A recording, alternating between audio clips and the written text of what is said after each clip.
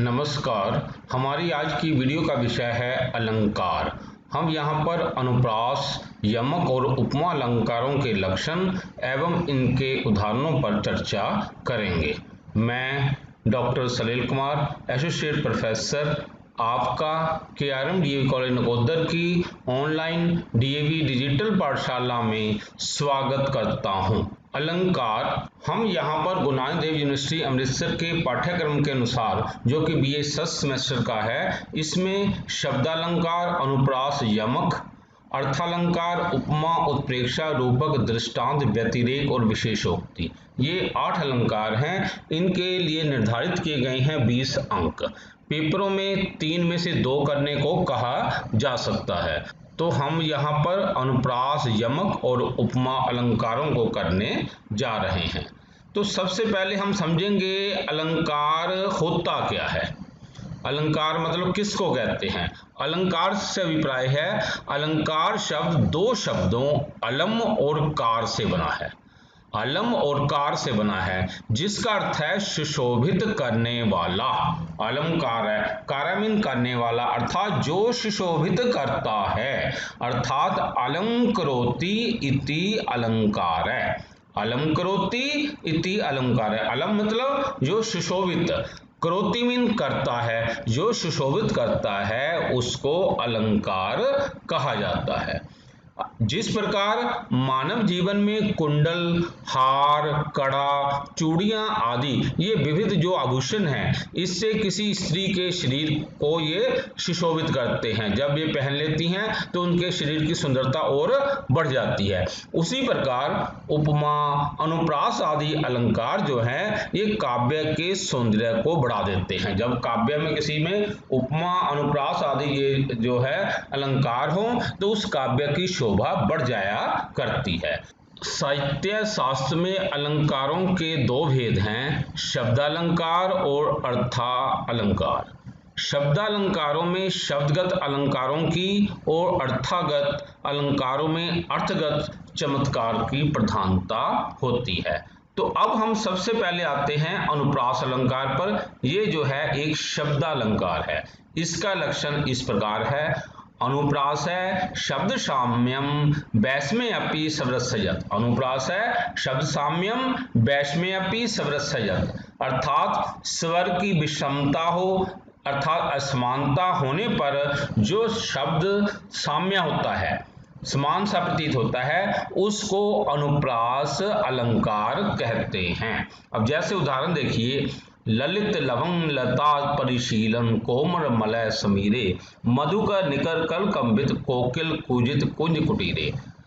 ये एक बार देखें और उदाहरण पढ़ते हैं। ललित लवंग लता परिशीलन कोमल मलय समीरे, मधुकर निकर कर कंबित कोकिल कूजित कुंज कुटीरे। अब यहाँ पर ये देखिए, ला ये है, इस ला कई बार प्रयोग हुआ है, उसी प्रकार ये का कई बार प्रयोग हो गया है। ये हमें स्पष्टीकरण में लिखना होता है कि इस पद की पहली पंक्ति में ला व्यंजन की 7 बार आवृत्ति हुई है। यहाँ पर ये देख लीजिए 7 बार यहाँ पर है। ये देखो 1, 2, 3, 4, 5, 6 और ये 7 बार आवृत्ति हुई है। उसी प्रकार दूसरी पंक्ति में का की 8 बार आवृत्ति हुई है। अतः यह है अनुप्रास अलंकार है।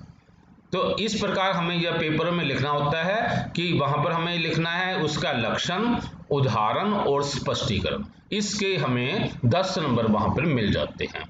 अब इसको और समझाने के लिए हमने आपके लिए एक हिंदी का उदाहरण रखते हैं। यहाँ पर है, खड़क सिंह के खड़कने से खड़कती हैं खिड़कियां, खिड़कियों के खड़कने से खड़कता है खड़क सिंह। यहाँ पर ये देखिए खा ये शब्द है ना, ये खा जो वर्ण है, ये कई बार ये इसका प्रयोग हुआ है। तो ये होता है अनुप्रास अलंकार। ये हिंदी का उदाहरण सिर्फ आपको समझाने के लिए है। पेपरों में इतना ही आप लिख सकते हैं। यहाँ पर आपने लिखना है इसका लक्षण अनुप्रास का, फिर उदाहरण और फिर स्पष्टीकरण। ऐसे पेपरों में लिख सकते हैं हिंदी का, लेकिन इसके नंबर तो नहीं मिलेंगे, नंबर उसके ही आपको मिलेंगे। तदुपरांत है, हम आते हैं यमक अलंकार। ये भी एक शब्दालंकार है। इसका लक्षण इस प्रकार है। सत्यार्थे पृथक अर्थाया, स्वर व्यंजन सहाते कर्मेन तेनेव आवृत्ति यमकम विनिगध्यते। सत्य मतलब ये देखो ना, सत्यार्थे मतलब सति अर्थे, सत अर्थे पृथक अर्थाया स्वर व्यंजन सहाते कर्मेन तेनेव आवृत्ति यमकम विनिगध्यते। अर्थात सति अर्थे में अर्थवान होते हुए भी पृथक अर्थाया भिन्न भिन्न अर्थ वाले या निरर्थक स्वर व्यंजन समूह का एक ही कर्म से आवृत्ति हो, मतलब उनका कोई जो है रिपीट हो, मतलब आवृत्ति मतलब है एक शब्द है उसके बाद फिर दोबारा वो आ जाए, ऐसे यदि कर्म से आवृत्ति हो तो यमक अलंकार समझना चाहिए। अब ये देखिए उदाहरण है, नभ पलाश पलाश बनम पुरः सपुट पराग पराग तय पंकजम मृदु लतांत लतांत में लोकयत स सुरभिम सुरभिम सुमनो भरे। इसको उदाहरण को देखिए, मैं इसको देखो कैसे पढ़ रहा हूं, नभ पलाश पलाश बनम पुरः सपुट पराग पराग तय पंकजम मृदु लतांत लतांत मैं लोकयत स सुरभिम सुरभिम सुमनो भरे। मैंने यहाँ पर पराग और यहाँ पर परागत नहीं पढ़ा, और ऐसे ये है मृदुल तांत है ये शब्द, लेकिन मैंने यहाँ पर पढ़ा है शब्द को मृदुल तांत। ऐसे ही यहाँ पर ये लतांतम है, मैंने इसको लतांत पढ़ा है। फिर आगे तो ये ऐसे ही है सुरभिम सुरभिम।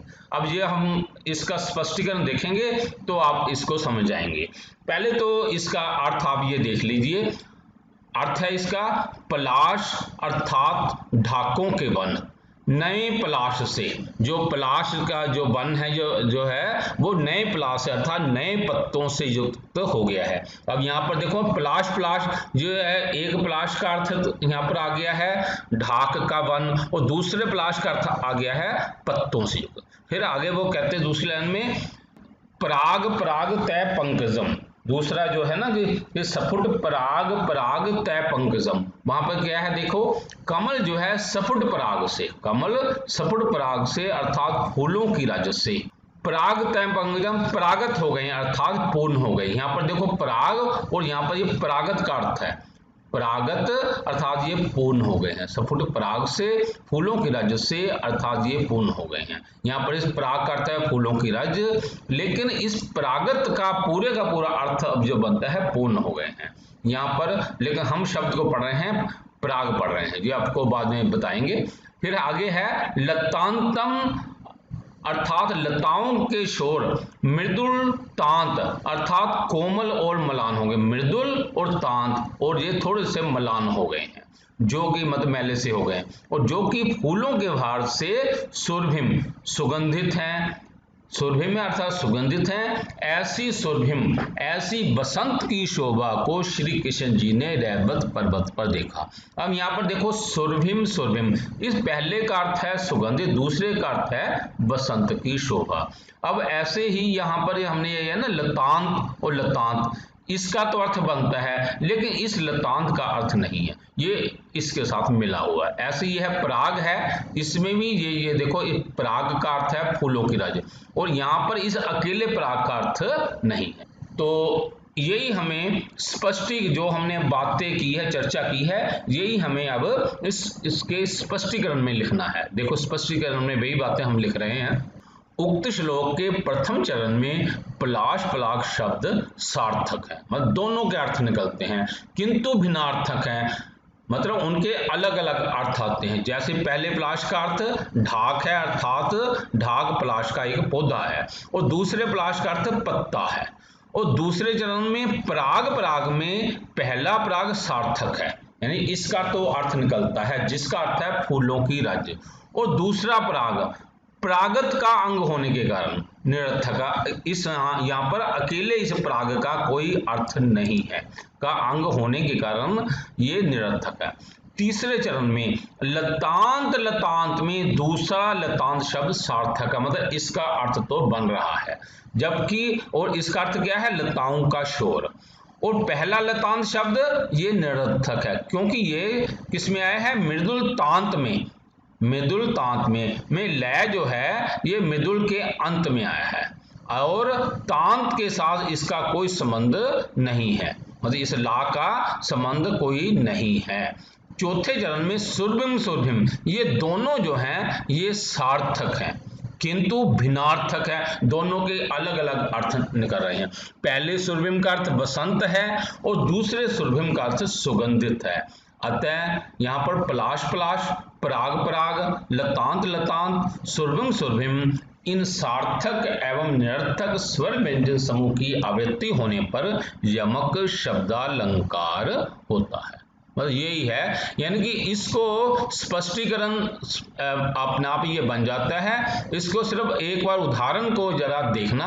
न पलाश पलाश बनमपुर है, सपुट पराग पराग तय पंकजम, मृदु यहाँ पे देखो मृदु लतांत लतांत में लोकित स सुरभिम सुरभिम सुमणो भरे। मैंने देखो कैसे पढ़ा है, उस हिसाब से इसको आपने ये देख लेना। ये अर्थ, ये देखो इसका अर्थ एक बार देख लेते हैं। पलाश अर्थात ढाकों के वन नए पलाश से अर्थात नए पत्तों से युक्त हो गए हैं। कमल सपुट पराग से अर्थात फूलों की रस से परागत अर्थात पूर्ण हो गए हैं। लतांतम अर्थात लताओं के शोर, मृदुल तांत अर्थात कोमल और मलान हो गए हैं, जो कि फूलों के भार से सुरभिम अर्थात सुगंधित है। ऐसे सुरभिम अर्थात बसंत की शोभा को श्री कृष्ण जी ने रैवत पर्वत पर देखा। तो ये जो था है, हमने ये किया है कि अर्थवान होते हुए भिन्न अर्थ वाले अथवा निरर्थक स्वर व्यंजन समूह का एक ही कर्म से जहां आवृत्ति हो तो वहां यमक अलंकार समझना चाहिए। तो इस प्रकार हमने इस यमक अलंकार को किया है। मतलब देखने में घबरा नहीं जाना, इसको बस एक बार समझ लेना तो आपको पता चल जाएगा। आगे आते हैं हम उपमा अलंकार।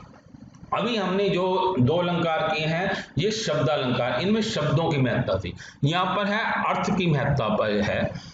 यह एक अर्थालंकार अलंकार है। उपमा जो है यह एक अर्थालंकार है। किसी प्रकार की समानता के कारण जब एक वस्तु को दूसरे वस्तु के समान बतलाया जाए तो उपमा अलंकार होता है। उपमा के दो भेद होते हैं, पूर्ण उपमा और लुप्त उपमा। जहां उपमा के चारों अंग उपमेय, उपमान, सामान्य धर्म तथा उपमावाचक शब्द स्पष्ट रूप से प्रतिपादित हो। जहां उपमा के ये चारों अंग उपमेय, उपमान, सामान्य धर्म तथा उपमावाचक शब्द ये स्पष्ट रूप से प्रतिपादित हों, वहां पूर्ण उपमा अलंकार होता है। पहले तो ये समझिए उपमेय और उपमान क्या होता है। उपमेय हम उसको कहते हैं कि जिसकी हम तुलना करने जा रहे हैं और जिससे हम मतलब तुलना कर रहे हैं, मतलब जिसके साथ समानता की जा रही है। अब जैसे उसका मुख चांद जैसा सुंदर है। अब देखो उसका मुख, देखो मुख जो है ये उपमेय हो गया। अब मुख की हम किसके साथ उपमा कर रहे हैं, चांद के समान, तो ये उपमान हो गया। अब वहां पर हम क्या बता रहे हैं कि वो सुंदर है, तो वो सामान्य धर्म है। और की तरह ये उपमावाचक शब्द है। तो ये ऐसे ये चारों अंग मतलब ये होने चाहिए, तो वहां पूर्ण उपमा अलंकार होता है। अब जहां उपमा का कोई अंग लुप्त हो और अर्थ लेकिन पूर्ण रूप से स्पष्ट हो रहा हो तो लुप्त उपमा अलंकार होता है। जैसे हम कहते हैं कि उसका मुख चांद जैसा है, लेकिन अर्थ स्पष्ट हो रहा है कि उसका मुख चांद जैसा सुंदर ही होगा क्योंकि चांद सुंदर है। तो यहाँ पर था ना उसका मुख चांद जैसा है, तो यहाँ पर क्या है, सुंदर है, ये लुप्त है बात, लेकिन अर्थ स्पष्ट हो रहा है, इसलिए लुप्त उपमा का ये अलंकार होगा। तो अब हम इसके लक्षण पर आते हैं। लक्षण है प्रस्फुटम सुंदर साम्यम उपमा इति अभिधीयते। प्रस्फुटम सुंदर साम्यम उपमा इति अभिधीयते। स्पष्ट रूप से कथित सुंदर साम्य को उपमा अलंकार कहते हैं। उदाहरण है चंद्रवत मुखम मनोज्ञम एतद। चंद्रमा के समान उसका मुख सुंदर है। अब देखो चंद्रमा के समान उसका मुख, अब चंद्रमा क्या हो गया, उपमान है, मुख जो है उपमेय है। अब सुंदर है मतलब जो चीज बता रहे हैं ना वो है साधारण धर्म, और के समान ये जो है उपमावाचक शब्द, यानी कि यहाँ पर चारों अंग मौजूद है, इसलिए पूर्ण उपमा का ये उदाहरण है। स्पष्टीकरण है स्पष्ट रूप से मुखम उपमेय तथा चंद्र उपमान में साम्य है, अतः यहाँ उपमा अलंकार है। इसका एक और उदाहरण देखिए, ये बहुत बढ़िया उदाहरण है।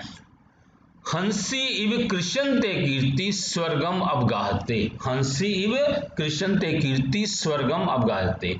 हंसी के समान तेरी कीर्ति स्वर्ग की गंगा में स्नान कर रही है। हंसी इव कृष्णते कीर्ति स्वर्ग की गंगा में स्नान कर रही है। स्पष्टीकरण यहाँ देखिए, यहाँ कीर्ति उपमेय है, हंसी उपमान है, इव वाचक शब्द है, तो स्वर्ग की गंगा में स्नान करना ये साधारण धर्म है।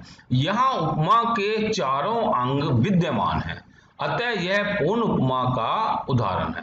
किंतु यदि इसी वाक्य को हम कह दें हंसी इव कृष्णते कीर्ति, यहां पर ही हम समाप्त कर दें हंसी इव कृष्णते कीर्ति, कि हंसी के समान तेरी कीर्ति है, तो ये वाक्य लुप्त उपमा का उदाहरण हो जाएगा, क्योंकि अर्थ फिर भी यही निकल रहा है ना कि हंस के समान तेरी कीर्ति अर्थात स्वर्ग गंगा में स्नान कर रही है। अर्थ में कोई फर्क नहीं पड़ रहा, लेकिन यहाँ पर लुप्त होने से तो यहाँ पर ये हो गया लुप्त उपमा का ये उदाहरण हो जाएगा। तो इस प्रकार हमने यहाँ पर शब्दालंकारों की और अर्थालंकारों की यहाँ पर बात की है। अब हम इसके अभ्यास पर आते हैं। अधोलिखित अलंकारों में किन्हीं दो के लक्षण, उदाहरण और स्पष्टीकरण लिखिए। यानी कि वहां पर पेपरों में ऐसे 3 अलंकार दिए होंगे, तीनों में कोई 2 करने को कहा जाएगा, तो यहाँ पर एक एक अलंकार जो है 10-10 नंबर का होगा।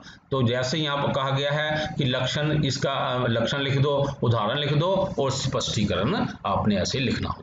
प्रिय साथियों, यदि आपको ये वीडियो पसंद आया हो तो कृपया लाइक, कमेंट और शेयर अवश्य करें। यदि आपका कोई सुझाव हो तो कृपया हमारे व्हाट्सएप नंबर 9417347739 पर सुझाव लिखिए।